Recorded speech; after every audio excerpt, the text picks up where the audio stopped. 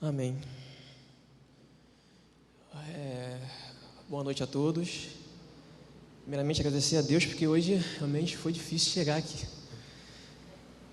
Eu geralmente saio do trabalho 5h10, 5h20, e hoje, infelizmente, eu saí 7h30. Realmente foi... E vim orando, né? Vim falando a Deus, Deus, realmente abre o mar vermelho, porque eu preciso... E graças a Deus o trânsito estava ótimo. Fiz em 20 minutos o trajeto que eu faço em 40, 50 minutos. Hoje, graças a Deus, já correu tudo bem. Vamos orar. Amém.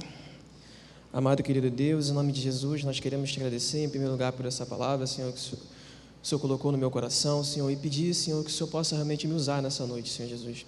Senhor, que o Senhor possa realmente preparar desde já o coração de cada um que estará recebendo a Tua palavra, Senhor Jesus, para que realmente venha cair como em terra fértil, Senhor Jesus. Que o Senhor possa realmente, Deus, me usar nesse momento como canal de bênção, Senhor Jesus. Que eu possa me esvaziar, Senhor Jesus, para que Tu possas falar através de mim, Pai. É o que eu te peço, Pai, desde já te agradeço, em nome de Jesus. Amém. Amém. Eu me lembro a primeira vez que eu estive no púlpito da igreja, foi quando o Marcelo, um grupo de jovens, pediu para eu orar. E naquele momento eu travei, eu simplesmente não sabia o que falar. E eu agradeço a Deus, porque realmente Deus tem feito uma obra na minha vida. E eu até, não é a primeira vez que eu prego, trago a palavra, eu já tinha feito outras vezes no culto do almoço, mas é realmente um momento assim que eu agradeço muito a Deus, porque eu não conseguia falar diante a Sandra está aqui, não deixa mentir, nas aulas mesmo da escola dominical, eu tinha muita dificuldade até mesmo de ler em público. E hoje, graças a Deus, Deus tem me libertado dessas coisas, tem me levado a realmente a conhecer mais de Deus, né? E a palavra que eu trouxe hoje aqui, ela falou muito comigo no início da minha conversão. Eu visitei uma igreja, um amigo meu estava meio afastado e eu fui para acompanhá-lo, né? Porque ele estava meio afastado da igreja. E nesse lugar eu recebi uma palavra. E o presbítero chegou para mim e perguntou se eu conhecia a história de Mefibosete, né? E eu, na época, não conhecia, já tinha ouvido falar, mas não tinha profundidade na história de Mefibosete. E ele falou me convidou a ler essa história. E eu realmente me fiquei muito tocado pela história do Mefibosete. Vou convidar os irmãos a abrir a Bíblia no 2 Samuel, capítulo 9, a partir do versículo 1. Amém. Disse Davi: resta ainda, porventura, alguém da casa de Saul, para que use de bondade para com ele, por amor de Jonatas? Amém. Só para contextualizar, Davi, nessa época, quando ele pergunta sobre essa situação, ele já era rei em toda Israel. E ele, na verdade, ele já havia vencido todos os seus inimigos, ali ele vivia, de certa forma, um momento mais tranquilo. E então ele se lembra da promessa que ele havia feito a Jonatas, seu amigo. E ele pergunta se havia alguém ainda da casa de Saul, para que ele pudesse realmente cumprir a palavra que ele havia dado a Jonatas. Em 1 Samuel, no capítulo 20,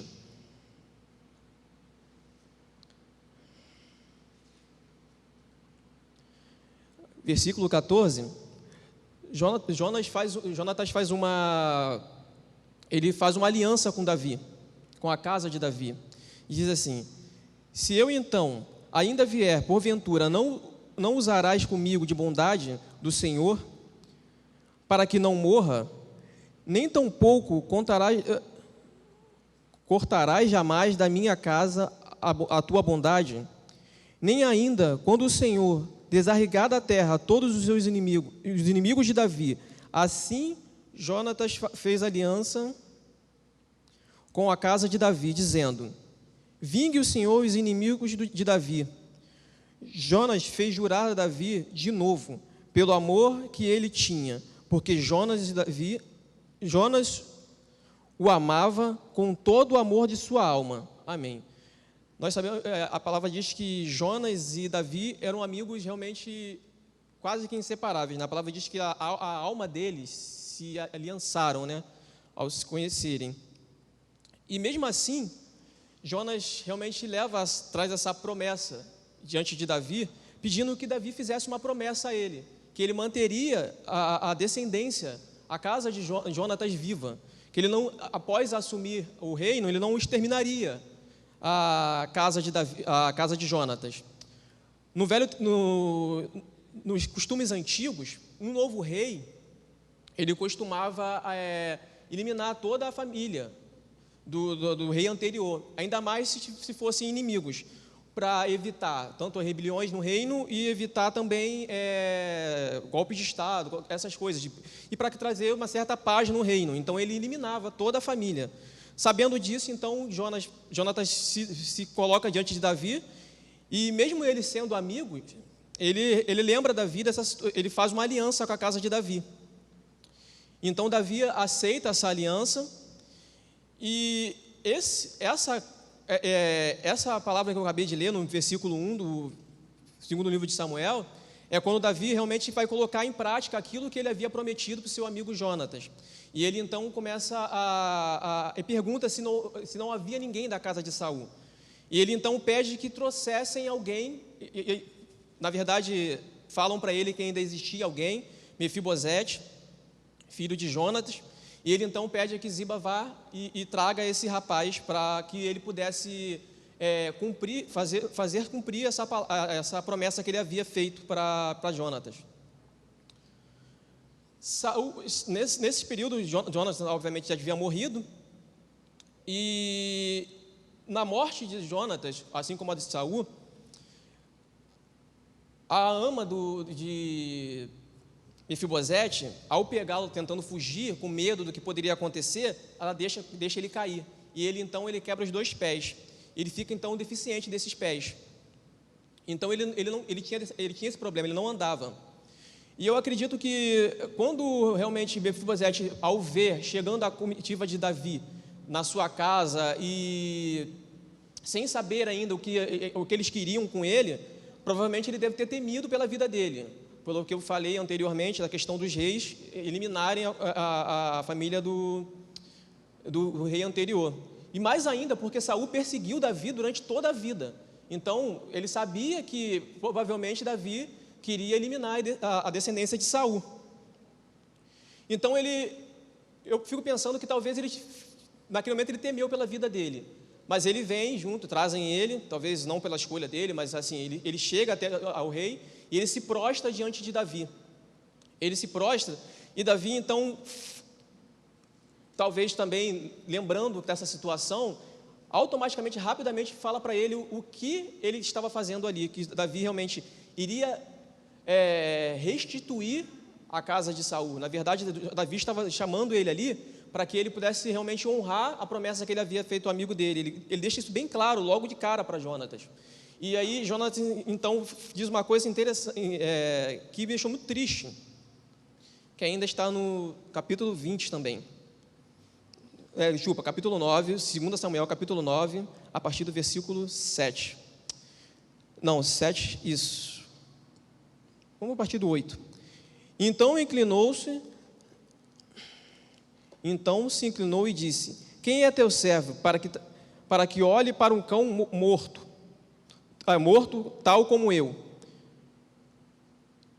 Jonatas, naquele momento, ele se humilha diante de Davi. Ele dá uma imagem de um homem que nem parecia filho de reis.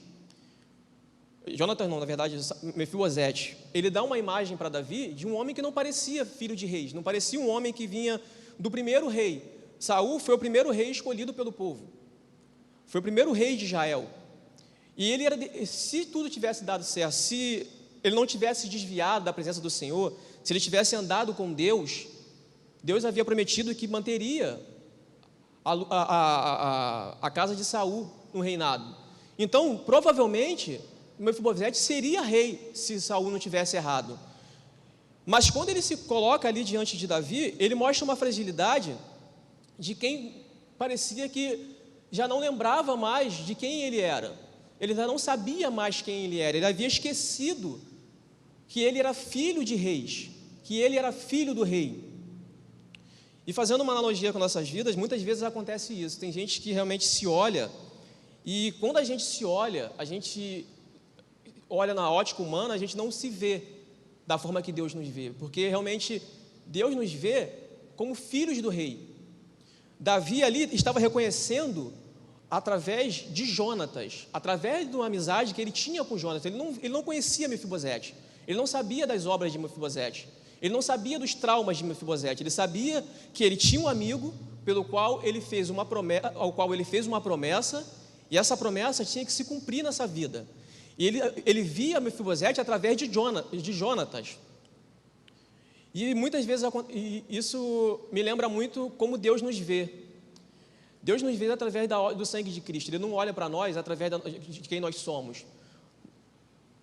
Em 2 Efésios 2, capítulo 2, versículo 8, diz que pela graça somos salvos. Nós não somos salvos por obras ou por quem nós somos salvos porque Jesus Cristo um dia morreu por nós na cruz, porque o sangue dele está sobre nós, porque nós cremos na obra da cruz. E ainda na continuação, no versículo 9, vai dizer que não é por obra para que ninguém se glorie, ou seja, não é por sermos melhores ou piores que somos salvos, somos porque Cristo um dia morreu por cada um de nós.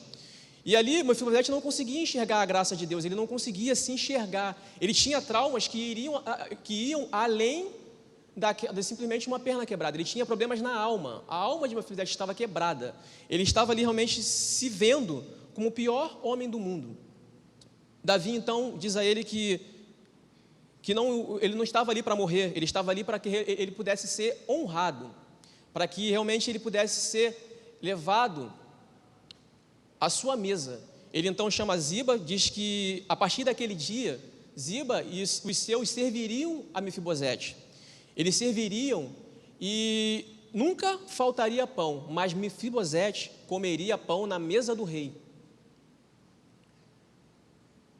Imagina um homem que fugiu para não morrer, cresceu. Nós sabemos que hoje já é difícil a questão da inclusão social com a questão da deficiência.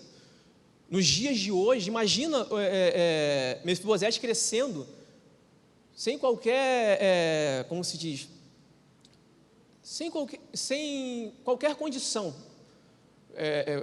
da época. A época não oferecia condições de uma pessoa com deficiência de Mefibosete ter uma vida normal.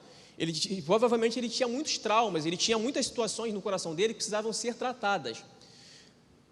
E quando o rei chama ele para a mesa, o rei ali já estava começando um tratamento em Mefibosete, já estava restituindo a vida de Mefibosete, trazendo a ele de volta aquilo que ele perdeu na morte dos seus pais, na morte do seu pai.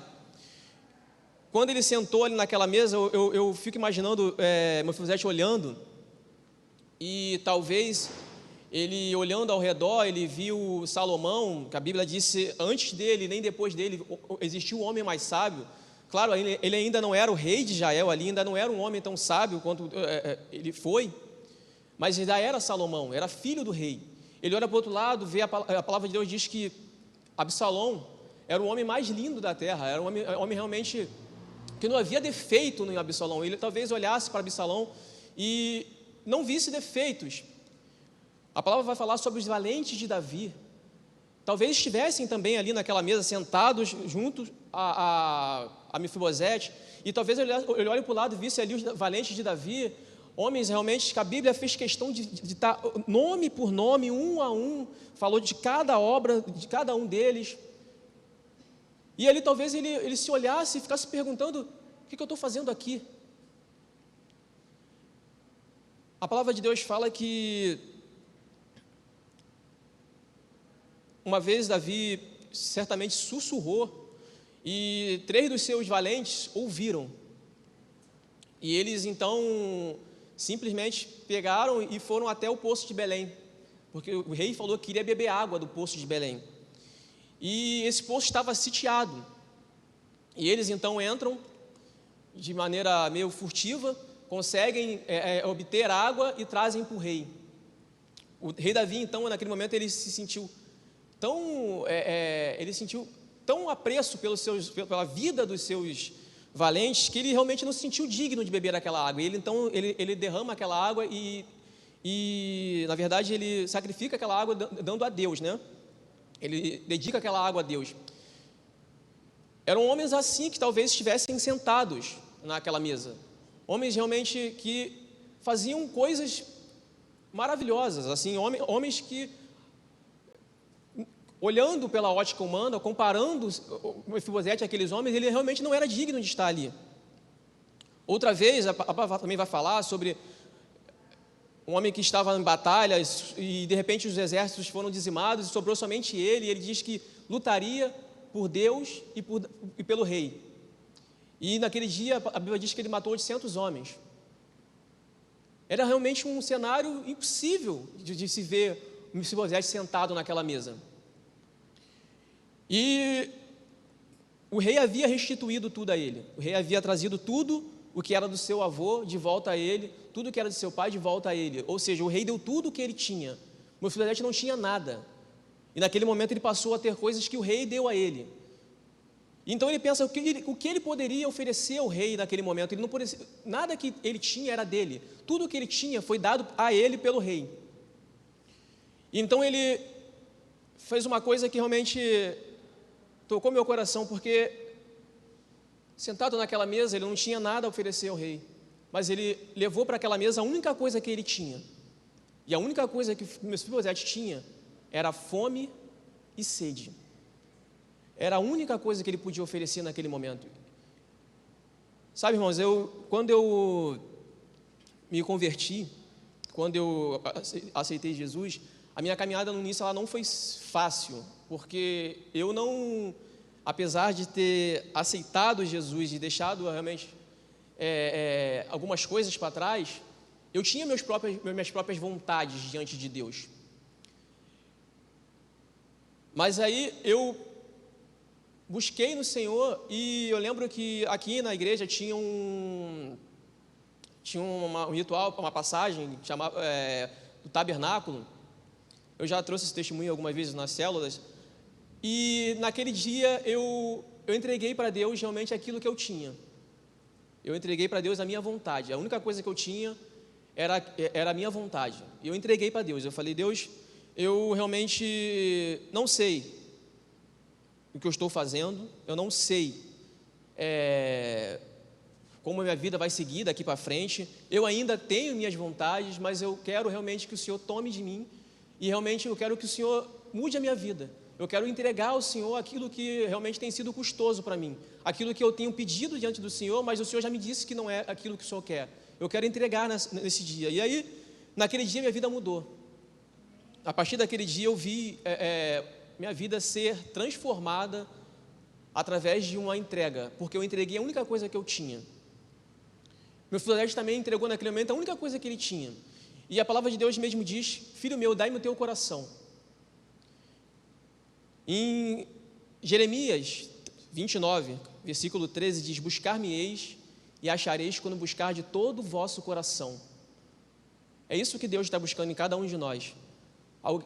Que a gente realmente tenha sede e fome de Deus, que a gente tenha realmente prazer nas coisas de Deus, que a gente possa mesmo quando nós não encontrarmos realmente respostas, que nós realmente busquemos no Senhor. Mefibosete naquele momento ele fez a única coisa que ele podia fazer, e ele foi alimentado naquele dia. Nosso alimento é a palavra de Deus. Se nós tivermos sede e fome da palavra de Deus, nós seremos alimentados, nós seremos realmente transformados. A nossa vida vai ser mudada. E a vida dele naquele dia foi realmente mudada. Ele saiu de Lodebar, um lugar onde realmente não tinha a menor esperança, um lugar realmente onde ele só via a morte, e foi sentar na mesa do rei, no rei de Israel. Nós temos feito, em todos os cultos, eu tenho visto, apelo, né, para que as pessoas realmente, e levado realmente o entendimento de que só em Cristo há salvação. E nós temos dito isso de forma repetitiva até, porque realmente as pessoas clamam por isso. Muitos se olham E assim como Mefibosete, não se vê indigno de estar na presença de Deus, não se vê indigno de ir a uma igreja, e acham que se consertarem primeiro, se ajustarem suas vidas, elas vão conseguir realmente um dia ir até a presença do Senhor.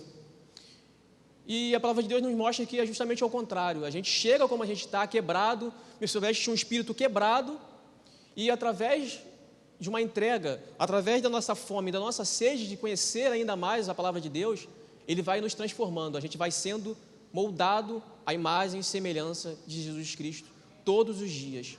Todos os dias nós morremos. Eu, quando me converti, eu olhava principalmente para...